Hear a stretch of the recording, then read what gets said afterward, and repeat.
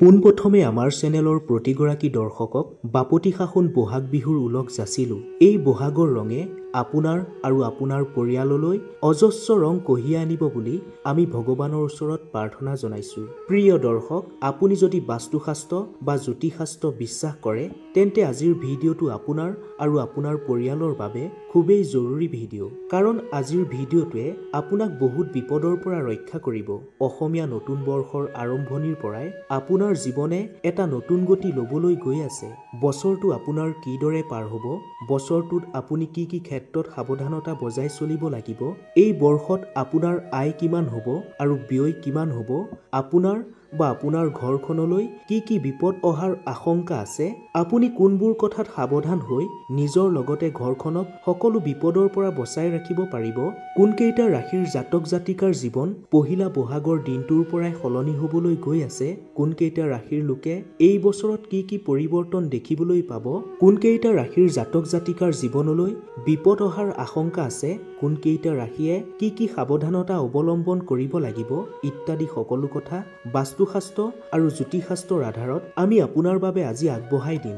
গতিকে আপুনিও যদি এই বছৰটো আপোনাৰ কিদৰে পাৰ হ'ব সেই কথা জানিব বিচাৰে, আপুনি যদি ঘৰখনৰ মংগল বিচাৰে তেন্তে কমেণ্টত সম্পূৰ্ণ ভক্তিৰে জয় মা লক্ষ্মী, হৰ হৰ মহাদেৱ বুলি লিখি কথাখিনি ধ্যান দি শুনি যাওক। ৰাশি চক্ৰৰ প্ৰথমটো ৰাশি হৈছে মেষ ৰাশি। জ্যোতিষশাস্ত্ৰৰ মতে মেষ ৰাশিৰ ব্যক্তিসকল সদায় স্পষ্টবাদী হয়। মেষ ৰাশিৰ লোকসকলে যিকোনো ক্ষেত্ৰত কঠোৰ পৰিশ্ৰম কৰিব পাৰে। তেওঁলোকে সদায় আনতকৈ পৃথক কিবা এটা কৰি ভাল পায়। বেলেগে যিটো কাম কৰিবলৈ সাহস নকৰে সেই কামটো মেষ ৰাশিৰ জাতক জাতিকাই কৰিবলৈ সাহস কৰে। মেষ ৰাশিৰ লোকসকলে সমাজৰ সকলো শ্ৰেণীৰ লোকৰ সৈতে মিলা প্ৰীতিৰে থাকি ভাল পায়। মছলাযুক্ত খাদ্য মেষ ৰাশিৰ লোকসকলে বেছি ভাল পায় বুলি কোৱা হৈছে।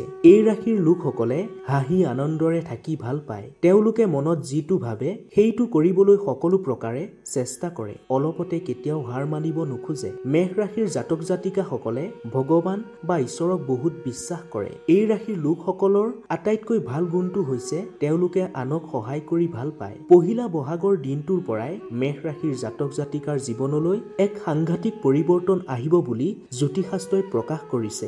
মেষ ৰাশিৰ জাতক জাতিকাৰ ধনস্থানত বৃহস্পতি গ্ৰহই অৱস্থান কৰিব, যাৰ বাবে তেওঁলোকে আৰ্থিক দিশত পহিলা বহাগৰ পৰা বহু শুভ ফল লাভ কৰিবলৈ সক্ষম হ'ব বুলি কোৱা হৈছে। জ্যোতিষশাস্ত্ৰৰ মতে মেষ ৰাশিৰ শুভ বাৰ হৈছে মংগলবাৰ, শুভ ৰং হৈছে ৰঙা, শুভ তাৰিখ হৈছে প্ৰতি মাহৰ 7, 9 আৰু 18 তাৰিখ, অশুভ বাৰ হৈছে দেওবাৰ আৰু অশুভ মাহ হৈছে কাতি মাহ। এই বৰ্ষত মেষ ৰাশিৰ শনি আৰু ৰাহুৰ যোগ দেখা গৈছে। সেইবাবে এই ৰাশিৰ লোকসকলে 9টা গ্ৰহৰ পূজা অৰ্চনা কৰিলে শুভ ফল লাভ কৰাৰ লগতে সকলো বিপদ বিঘিনিৰ পৰা হাত সাৰি থাকিব পাৰিব। অসমীয়া নতুন বছৰটোত এই ৰাশিৰ জাতক জাতিকাৰ আয় হৈছে 5 আৰু ব্যয় হৈছে 2 আৰু তেওঁলোকৰ সঞ্চয় বা স্থিতি হৈছে 3। প্ৰিয় দৰ্শক, আপোনাৰ ৰাশি কি সেই কথা এতিয়াই কমেণ্টত লিখি দিয়ক। ৰাশি চক্ৰৰ দ্বিতীয়টো ৰাশি হৈছে বৃষ ৰাশি। জ্যোতিষশাস্ত্ৰৰ মতে বৃষ ৰাশিৰ লোকসকলৰ স্মৃতি শক্তি অতি প্ৰখৰ। বৃষ ৰাশিৰ লোকসকল কলা সংস্কৃতিৰ দিশত খুবেই আগৰণুৱা হয়। নৃত্য গীতৰ প্ৰতি এই ৰাশিৰ লোকসকল অধিক আগ্ৰহী হয় বুলি কোৱা হৈছে। বৃষ ৰাশিৰ লোকসকল যথেষ্ট ধৈৰ্যশীল। তেওঁলোকে ভোগ বিলাস কৰি ভাল পায়। বৃষ ৰাশিৰ লোকসকলৰ অন্তৰখন খুবেই কোমল। কোমল অন্তৰ হোৱাৰ বাবে তেওঁলোকে বহু ক্ষেত্ৰত চালাক মানুহৰ জালত পৰি বিপদতো পৰিবলগীয়া হয়। জ্যোতিষশাস্ত্ৰৰ মতে বৃষ ৰাশিৰ ব্যক্তিসকলৰ ভৱিষ্যত অতি উজ্জ্বল। পহিলা বহাগৰ দিনটোৰ পৰাই এই ৰাশিৰ লোকসকলে কৰ্মক্ষেত্ৰত অধিক উন্নতি লাভ কৰিবলৈ সক্ষম হ'ব। কিন্তু কেতিয়াবা কিছু ক্ষেত্ৰত তেওঁলোকে অপমানিত হোৱাৰ সম্ভাৱনা আছে বুলি কোৱা হৈছে। গতিকে কথা কওঁতে ভালদৰে ভাবি চিন্তি ক'বলৈ আৰু কাম কৰোঁতে সাৱধানতা বজাই চলিবলৈ জ্যোতিষশাস্ত্ৰই তেওঁলোকক পৰামৰ্শ দিছে। বৃষ ৰাশিৰ ধনপতি গ্ৰহটো হৈছে বুধ গ্ৰহ। অসমীয়া বছৰৰ জেঠ মাহৰ 1 তাৰিখৰ পৰা বৃষ ৰাশিৰ জাতক জাতিকাৰ ধনস্থানত অশুভ প্ৰভাৱ পৰিলেও এই বছৰটো 18 জেঠৰ পৰা বৃষ ৰাশিৰ ধনস্থান অতি শুভ দেখা গৈছে। জ্যোতিষশাস্ত্ৰৰ মতে এই ৰাশিৰ শুভ বাৰ হৈছে সোমবাৰ, শুকুৰবাৰ আৰু শনিবাৰ। তেওঁলোকৰ শুভ ৰং বগা আৰু নীলা। বৃষ ৰাশিৰ শুভ তাৰিখ হৈছে প্ৰতি মাহৰ 1 আৰু 9 তাৰিখ। বৃষ ৰাশিৰ জাতক জাতিকাৰ অসমীয়া নতুন বছৰটো মংগল, কেতু আৰু শনিৰ যোগ দেখা গৈছে। সেইবাবে এই ৰাশিৰ লোকসকলে কোনো ব্ৰাহ্মণ বা পূজাৰীৰ জৰিয়তে 9টা গ্ৰহৰ পূজা অৰ্চনা কৰিলে শুভ ফল লাভ কৰিব পাৰিব বুলি জ্যোতিষশাস্ত্ৰই প্ৰকাশ কৰিছে। এই বছৰটো বৃষ ৰাশিৰ আয় হৈছে 2, ব্যয় হৈছে 3 আৰু তেওঁলোকৰ স্থিতি বা সঞ্চয় হৈছে বিয়োগ 1। অৰ্থাৎ বৃষ ৰাশিৰ লোকসকলে উপাৰ্জনৰ সমানে খৰচ কৰোঁতে ভাবি চিন্তি খৰচ কৰিব লাগিব। অযথা খৰচৰ পৰা আঁতৰি থাকিবলৈ যত্ন কৰিব লাগিব। প্ৰিয় দৰ্শক, অসমীয়া নতুন বছৰটোৰ পৰা আপুনি যদি মনে বিচৰা ফল লাভ কৰিব বিচাৰে তেন্তে কমেণ্টত সম্পূৰ্ণ ভক্তিৰে হৰ হৰ মহাদেৱ, জয় মা লক্ষ্মী বুলি অৱশ্যেই লিখিব। তৃতীয়টো ৰাশি হৈছে মিথুন ৰাশি। জ্যোতিষশাস্ত্ৰৰ মতে মিথুন ৰাশিৰ লোকসকল ধীৰ গতিসম্পন্ন আৰু তেওঁলোকৰ মন স্থিৰ হয়। মিথুন ৰাশিৰ লোকসকল অভিলাষী হয় বুলি জ্যোতিষশাস্ত্ৰই কৈছে। মিথুন ৰাশিৰ লোকসকল খুবেই স্পষ্টবাদী হয়। লগতে তেওঁলোকে সদায় আনৰ ভাল হোৱাটোৱে চিন্তা কৰে। অৱশ্যে কেতিয়াবা পৰিস্থিতিৰ সাপেক্ষে তেওঁলোকে নিষ্ঠুৰ হৈ পৰে বুলিও কোৱা হৈছে। মিথুন ৰাশিৰ লোকসকলে নিজৰ মতে চলি ভাল পায়। আনৰ উপদেশ মতে কাম কৰিবলৈ টান পায়। অন্যান্য অবিচাৰ দেখিলে মিথুন ৰাশিৰ লোকসকলে সজোৰে তাৰ বিৰোধিতা কৰে। মিথুন ৰাশিৰ লোকসকলৰ অন্তৰখন কোমল যদিও তেওঁলোকে কেতিয়াবা সামান্য কথাতে উত্তেজিত হৈ পৰা দেখা যায়। এই ৰাশিৰ লোকসকল শিক্ষা দীক্ষাৰ প্ৰতি আগ্ৰহী হয়। অসমীয়া নতুন বছৰৰ আৰম্ভণিতে মংগল গ্ৰহই মিথুন ৰাশিৰ ধনস্থানত অৱস্থান কৰাৰ বাবে এই ৰাশিৰ আৰ্থিক দিশত কিছু খেলিমেলি সৃষ্টি হোৱা দেখা গৈছে। পাবলগীয়া টকা হাতলৈ অহাৰ সম্ভাৱনা ক্ষীণ দেখা গৈছে। নভবা নিচিন্তাকৈ ধন খৰচ কৰিলে ধন হানি হোৱাৰ সম্ভাৱনা দেখা গৈছে। আহিন মাহলৈকে এই ৰাশিৰ জাতক জাতিকাৰ আৰ্থিক দিশত সাৱধানতা বজাই চলিবলৈ জ্যোতিষশাস্ত্ৰই পৰামৰ্শ দিছে। কিন্তু অসমীয়া নতুন বছৰৰ আহিন মাহৰ আৰম্ভণিৰ দিনটোৰ পৰা মিথুন ৰাশিৰ লোকসকলৰ আৰ্থিক দিশত থকা সকলো বাধা বা সমস্যা দূৰ হৈ পৰিব বুলি কোৱা হৈছে। আৰ্থিক দিশত তেওঁলোকে অধিক শুভ ফল লাভ কৰিব পাৰিব। আহিন মাহৰ পহিলা দিনটোৰ পৰাই মিথুন ৰাশিৰ লোকসকলৰ আৰ্থিক উন্নতি আৰম্ভ হ'ব। মিথুন ৰাশিৰ শুভ ৰং হৈছে সেউজীয়া। শুভ তাৰিখ হৈছে প্ৰতি মাহৰ 5 আৰু 8 তাৰিখ। পালনীয় বাৰ হৈছে বুধবাৰ। অৰ্থাৎ মিথুন ৰাশিৰ লোকসকলে ব্ৰত বা উপবাস পালন কৰিবলৈ বুধবাৰৰ দিনটো খুবেই উত্তম বুলি কোৱা হৈছে। মিথুন ৰাশিৰ শুভ গ্ৰহ হৈছে বৃহস্পতি, শনি আৰু মংগল গ্ৰহ। জীৱনৰ সকলো ক্ষেত্ৰৰ বাধাৰ পৰা যদি মিথুন ৰাশিৰ লোকসকলে পৰিত্ৰাণ বিচাৰে তেন্তে তেওঁলোকে নৱগ্ৰহৰ পূজা কৰিব পাৰে। এই বছৰৰ মিথুন ৰাশিৰ আয় হৈছে 8 আৰু ব্যয় হৈছে 2। মিথুন ৰাশিৰ সঞ্চয় হৈছে 6। নতুন বছৰটোত মিথুন ৰাশিৰ জাতক জাতিকায়ো মহাদেৱ আৰু মা লক্ষ্মীৰ আশীৰ্বাদ যদি লাভ কৰিব বিচাৰে তেন্তে কমেণ্টত সম্পূৰ্ণ ভক্তিৰে হৰ হৰ মহাদেৱ আৰু জয় মা লক্ষ্মী বুলি লিখিবলৈ একেবাৰে নাপাহৰিব। চতুৰ্থ ৰাশিটো হৈছে কৰ্কট ৰাশি। জ্যোতিষশাস্ত্ৰৰ মতে কৰ্কট ৰাশিৰ লোকসকলে নিজেই উপাৰ্জন কৰাটো পছন্দ কৰে। তেওঁলোকে আনৰ ওপৰত নিৰ্ভৰশীল হৈ ভাল নাপায়। কৰ্কট ৰাশিৰ লোকসকলে নীতি নিয়মৰ মাজত থাকি ভাল পায়। কৰ্কট ৰাশিৰ লোকসকলে পৰিষ্কাৰ পৰিচ্ছন্নতা ভাল পায়। এই ৰাশিৰ লোকসকলে সমাজত খুব সহজেই সন্মান বুটলিবলৈ সক্ষম হয়। এই ৰাশিৰ অধিকাংশ লোকেই সমাজত সদায় উচ্চ স্থান পায়। কৰ্কট ৰাশিৰ লোকসকল শান্ত যদিও খং উঠিলে তেওঁলোকে পাগলৰ দৰে হৈ পৰে। কলা সংস্কৃতি, খেল ধেমালি এই ৰাশিৰ লোকসকলে ভাল পায়। কৰ্কট ৰাশিৰ জাতক জাতিকাৰ মনটো বুজি পোৱাটো খুবেই জটিল। কৰ্কট ৰাশিৰ লোকসকলে সমাজত থাকি ভাল পায়। কৰ্কট ৰাশিৰ ধনস্থানত ৰবি গ্ৰহই অৱস্থান কৰাৰ বাবে অসমীয়া নতুন বছৰৰ 1 জেঠৰ পৰা কৰ্কট ৰাশিৰ লোকসকলে আৰ্থিক দিশত কিছু সমস্যাত পৰিব পাৰে যদিও আহিন মাহৰ 1 তাৰিখৰ পৰা তেওঁলোকৰ ধনস্থান খুবেই শুভ দেখা গৈছে। পহিলা আহিনৰ পৰা তেওঁলোকে ধন টকাক লৈ থকা সমস্যাবোৰ ক্ৰমান্বয়ে আঁতৰি যাবলৈ ধৰিব। কৰ্কট ৰাশিৰ শুভ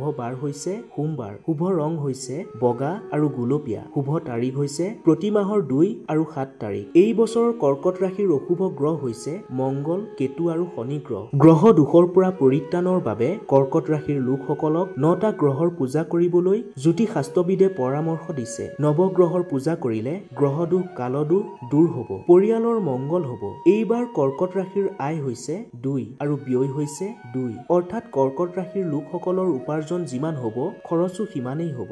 গতিকে খৰচ কৰোঁতে সাৱধান নহলে হাতত সঞ্চয় বুলিবলৈ একো বাচি নাথাকিব। প্ৰিয় দৰ্শক, আপোনাৰ ৰাশি কি সেই কথা কমেণ্টত উল্লেখ কৰি আপোনাৰ লগত কথাখিনি মিলিছেনে নাই জনাবলৈ নাপাহৰিব। পঞ্চম ৰাশিটো হৈছে সিংহ ৰাশি। সিংহ ৰাশিৰ ব্যক্তিসকল চিন্তাশীল আৰু আদৰ্শবান লাভৱান হয়। সিংহ ৰাশিৰ লোকসকলে সমাজখনৰ ভাল হোৱাটো কামনা কৰে। তেওঁলোকে সমাজখনৰ পৰিৱৰ্তন বিচাৰে। নিজৰ স্কিল উন্নত কৰিবলৈ তেওঁলোকে চেষ্টা কৰে। অৱশ্যে জ্যোতিষশাস্ত্ৰৰ মতে সিংহ ৰাশিৰ লোকসকলৰ ভৱিষ্যতত কিছু খেলিমেলি দেখা দিয়াৰ সম্ভাৱনা আছে। নিজকে অভিজ্ঞ বা শক্তিশালী দেখাবলৈ গৈ তেওঁলোকে কেতিয়াবা অপমানিত হোৱাৰো সম্ভাৱনা দেখা গৈছে। সিংহ ৰাশিৰ লোকসকল সুস্বাস্থ্যৰ অধিকাৰী হয় বুলি কোৱা হৈছে। সিংহ ৰাশিৰ ধনপতি গ্ৰহ হৈছে বুধ গ্ৰহ, যাৰ বাবে কিছু ক্ষেত্ৰত অশুভ প্ৰভাৱ পৰিলেও আহাৰ মাহৰ পৰা সিংহ ৰাশিৰ জাতক জাতিকাৰ আৰ্থিক স্থিতি শুভ বুলি কোৱা হৈছে। আহাৰ মাহৰ 14 তাৰিখৰ পৰা এই ৰাশিৰ লোকসকলে আৰ্থিক দিশত উন্নতি কৰিবলৈ ন সুযোগ লাভ কৰিব। ব্যৱসায়িত লাভৰ মুখ দেখিবলৈ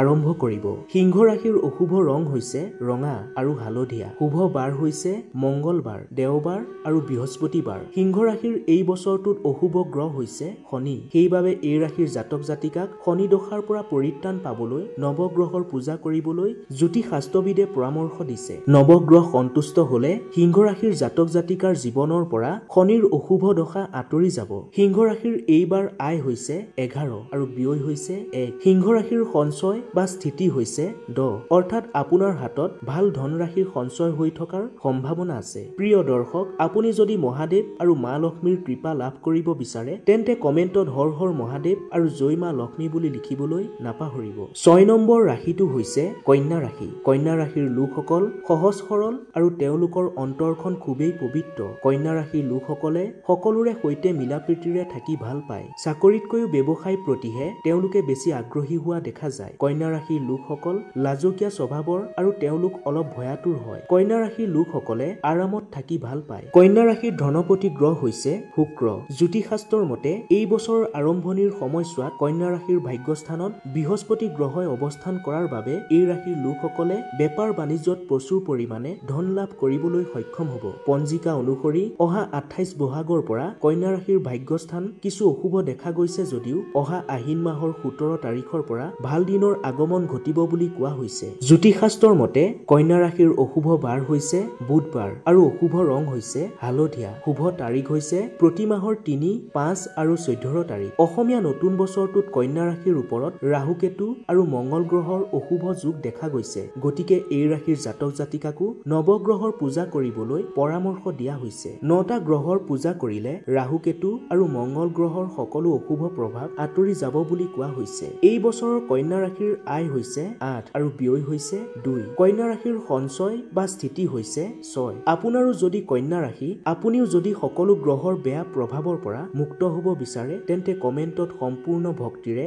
জয় মা লক্ষ্মী, হৰ হৰ মহাদেৱ বুলি অৱশ্যেই লিখিব। 7 নম্বৰ ৰাশিটো হৈছে তুলা ৰাশি। তুলা ৰাশিৰ লোকসকল অতি সহজ সৰল স্বভাৱৰ। তুলা ৰাশিৰ লোকসকল সাংস্কৃতিকবান আৰু মানৱতাবাদী। যিকোনো কথা গভীৰভাৱে ভাবি চিন্তিহে তেওঁলোকে কামত আগবাঢ়ে। সৰল মনৰ অধিকাৰী হোৱাৰ বাবে কেতিয়াবা তেওঁলোকে বেলেগৰ পৰা আঘাত পোৱাৰ দেখা গৈছে। তুলা ৰাশিৰ লোকসকল অধিক দায়িত্বশীল। তেওঁলোকে কষ্ট কৰি হলেও ধন সঞ্চয় কৰি ভাল পায়। ৰাজহুৱা কামত অংশগ্ৰহণ কৰি ভাল পায়। জ্যোতিষশাস্ত্ৰৰ মতে অসমীয়া নতুন বছৰটোৰ আৰম্ভণিতে মংগল গ্ৰহ ধনস্থানত থকাৰ বাবে তুলা ৰাশিৰ জাতক জাতিকাই ধন সঞ্চয়ত কিছু অসুবিধাৰ সন্মুখীন হ'ব পাৰে। পঞ্জিকা অনুসৰি অহা 1 আহাৰৰ পৰা মংগল গ্ৰহৰ শুভ প্ৰভাৱত এই ৰাশিৰ লোকসকলে বিভিন্ন কামৰ জৰিয়তে ধনৰ স্থান উন্নত কৰিব পাৰিব। জ্যোতিষশাস্ত্ৰৰ মতে তুলা ৰাশিৰ শুভ বাৰ হৈছে শুকুৰবাৰ আৰু শুভ ৰং হৈছে বগা। শুভ তাৰিখ হৈছে প্ৰতি মাহৰ 6 আৰু 15 তাৰিখ। তুলা ৰাশিৰ ওপৰত এই বছৰ ৰাহু কেতু আৰু মংগলৰ অশুভ যোগ দেখা গৈছে। সেইবাবে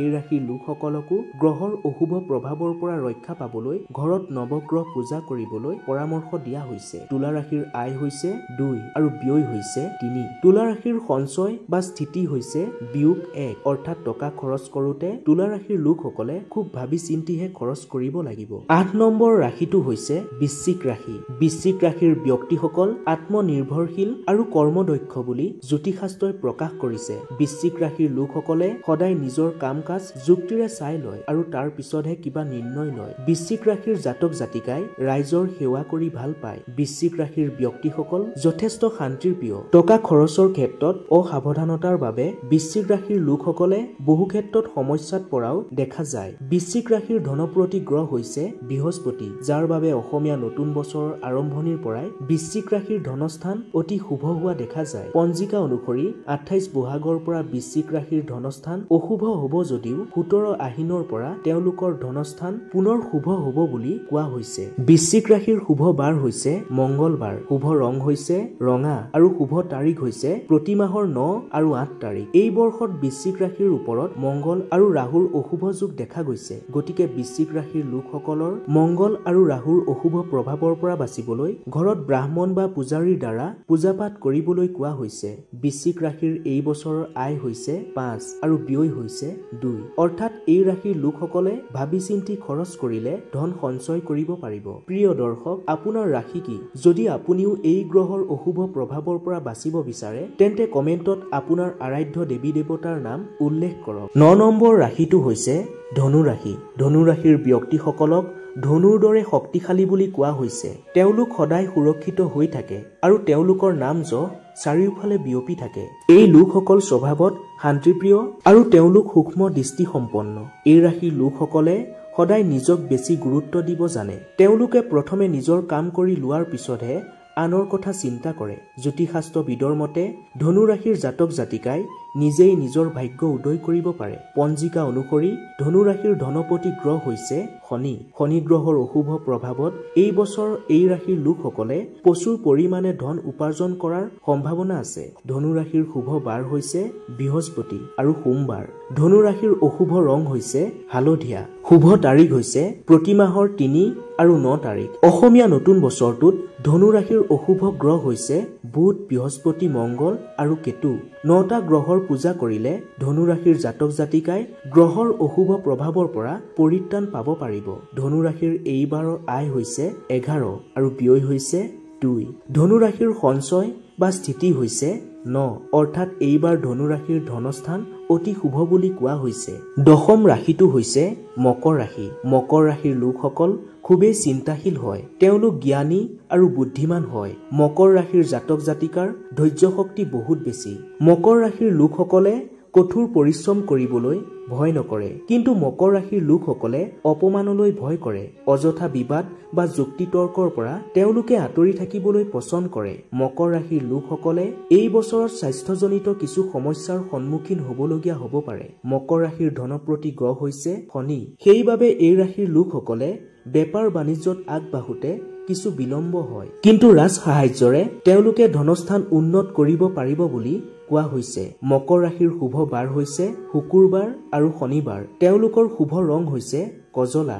মকৰ ৰাশিৰ শুভ তাৰিখ হৈছে প্ৰতি মাহৰ 3 আৰু 8 তাৰিখ। পঞ্জিকা অনুসৰি অসমীয়া নতুন বছৰৰ আৰম্ভণিতে মকৰ ৰাশিৰ ওপৰত মঙ্গল আৰু ৰাহু কেতুৰ অশুভ প্ৰভাৱ পৰিব।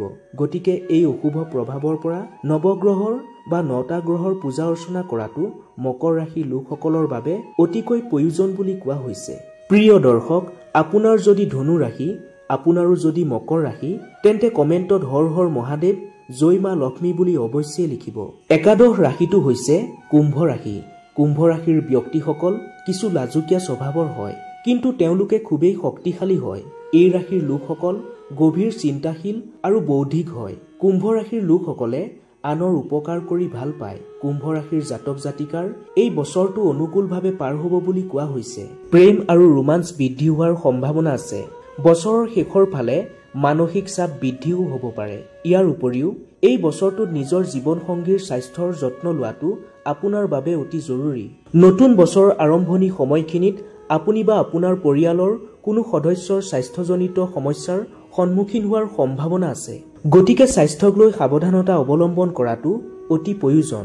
অৱশ্যে বছৰৰ শেষৰ ফালে আপুনি সকলো ক্ষেত্ৰত ভাল ফলাফল দেখিবলৈ পাব বুলি কোৱা হৈছে।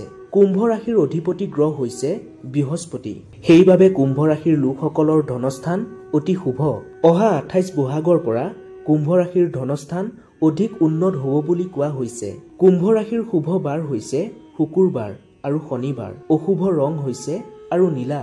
কুম্ভ ৰাশিৰ শুভ তাৰিখ প্ৰতি মাহৰ 3 আৰু 8 তাৰিখ। পঞ্জিকাৰ মতে অসমীয়া নতুন বছৰৰ আৰম্ভণিতে শনি, ৰাহু আৰু কেতুৰ অশুভ প্ৰভাৱৰ বাবে তেওঁলোকে কিছু ক্ষেত্ৰত সমস্যাৰ সন্মুখীন হ'বলগীয়া হ'ব পাৰে। কিন্তু এই গ্ৰহৰ অশুভ প্ৰভাৱৰ পৰা পৰিত্ৰাণ পাবলৈ ঘৰত ব্ৰাহ্মণ বা পূজাৰীৰ দ্বাৰা নৱগ্ৰহৰ পূজা কৰিবলৈ জ্যোতিষশাস্ত্ৰবিদে পৰামৰ্শ দিছে। কুম্ভ ৰাশিৰ এই বছৰৰ আয় হৈছে 5 আৰু ব্যয় হৈছে 3। তেওঁলোকৰ সঞ্চয় বা স্থিতি হৈছে 2 অৰ্থাৎ টকা পইচা খৰচ কৰোঁতে কুম্ভ ৰাশিৰ লোকসকলে অলপ ভাবি চিন্তি খৰচ কৰাটো অতিকৈ প্ৰয়োজন। অন্তিম ৰাশিটো হৈছে মীন ৰাশি। মীন ৰাশিৰ লোকসকলৰ হৃদয়খন খুবেই কোমল। তেওঁলোক মমতাময়ী স্বভাৱৰ বুলি কোৱা হৈছে। এই ৰাশিৰ লোকসকলে বেলেগক সহায় কৰি ভাল পায়। মীন ৰাশিৰ লোকসকল খুবেই চিন্তাশীল আৰু তেওঁলোক অতি নম্ৰ স্বভাৱৰ। নম্ৰ ভদ্ৰ হোৱাৰ বাবেই তেওঁলোকে জীৱনত সফলতা বা উন্নতিৰ বহু সুযোগ হেৰুৱাই পেলায়। জ্যোতিষশাস্ত্ৰৰ মতে এই ৰাশিৰ লোকসকলৰ মন অতি শান্তিপ্ৰিয়। তেওঁলোকে সকলোৰে লগত মৰম চেনেহ বা মিলাপ্ৰীতিৰে থাকি ভাল পায়। মীন ৰাশিৰ লোকসকলে এই বছৰটোত নিজৰ স্বাস্থ্যৰ যত্ন লোৱাটো উচিত। ভৰিৰ বিষ, গুৰুহা আৰু কলাফুলৰ সমস্যা, চকুৰ সমস্যা, সংক্ৰমণ আৰু যকৃতৰ সমস্যাৰ দৰে সমস্যাৰ সৃষ্টি হ'ব পাৰে। যদিও এইবোৰ প্ৰথমে সাধাৰণ যেন লাগিব পাৰে, তথাপিও সেইবোৰ আওকাণ কৰিলে ভৱিষ্যতে ডাঙৰ সমস্যাৰ সৃষ্টি হ'ব পাৰে। আৰ্থিকভাৱে এই বছৰৰ ব্যয় হঠাতে বৃদ্ধি হ'ব পাৰে, যাৰ ফলত সঞ্চয়ৰ ক্ষেত্ৰত ইয়াৰ প্ৰভাৱ পৰিব পাৰে। বছৰৰ আৰম্ভণিতে দাম্পত্য জীৱনতো প্ৰত্যাহ্বানৰ সন্মুখীন হ'ব পাৰে আৰু পাৰস্পৰিক সমস্যাৰ বাঢ়িব পাৰে। ভুল বুজাবুজি আৰু অত্যাধিক মতানৈক্যই সম্পৰ্ক বিনষ্ট কৰিব পাৰে। এনে পৰিস্থিতি সাৱধানতা অৱলম্বন কৰাটো বাঞ্ছনীয়। মীন ৰাশিৰ ধনস্থানৰ অধিপতি হৈছে মংগল। অৱশ্যে বছৰৰ আৰম্ভণিতে ধনস্থান অশুভ হ'লেও অসমীয়া 1 জেঠৰ পৰা আৰ্থিক স্থিতি উন্নত হ'ব বুলি কোৱা হৈছে। মীন ৰাশিৰ অশুভ বাৰ হৈছে সোমবাৰ। শুভ তাৰিখ হৈছে প্ৰতি মাহৰ 3 তাৰিখ। মীন ৰাশিৰ শুভ ৰং হৈছে হালধীয়া। বছৰৰ আৰম্ভণিতে মীন ৰাশিৰ ওপৰত বুধ, বৃহস্পতি, মংগল আৰু ৰাহুকেতুৰ অশুভ প্ৰভাৱ পৰিব। এই অশুভ গ্ৰহৰ পৰা পৰিত্ৰাণ পাবলৈ ঘৰত নৱগ্ৰহৰ পূজা কৰিলে শুভ ফল পাব বুলি কোৱা হৈছে। মীন ৰাশিৰ আয় হৈছে 11 আৰু ব্যয় হৈছে 2। অৰ্থাৎ মীন ৰাশিৰ জাতক জাতিকাই এই বছৰটোত ধন সঞ্চয় কৰিবলৈ সক্ষম হ'ব বুলি জ্যোতিষশাস্ত্ৰই প্ৰকাশ কৰিছে। প্ৰিয় দৰ্শক, এয়াই আছিল অসমীয়া নতুন বছৰটো আপোনাৰ ৰাশিফল। জ্যোতিষশাস্ত্ৰৰ আধাৰত আপোনাৰ বাবে আগবঢ়োৱা এই কথাখিনি বিশ্বাস কৰা বা নকৰাটো একমাত্ৰ আপোনাৰ ওপৰত নিৰ্ভৰ কৰিব। আমি আশা কৰিম এই বছৰটো ভগৱানে আপোনাক সকলো বিপদ বিঘিনিৰ পৰা ৰক্ষা কৰি মনে বিচৰাৰ ফল নিশ্চয় দিব। এই কথাখিনিৰ পৰা যদি আপুনি কিঞ্চিত হ'লেও উপকৃত হোৱা বুলি ভাবিছে, তেন্তে পৰিয়াল আৰু বন্ধুবৰ্গৰ মাজত সময় থাকোঁতে ভিডিঅ'টো শ্বেয়াৰ কৰি দিয়ক। ধন্যবাদ।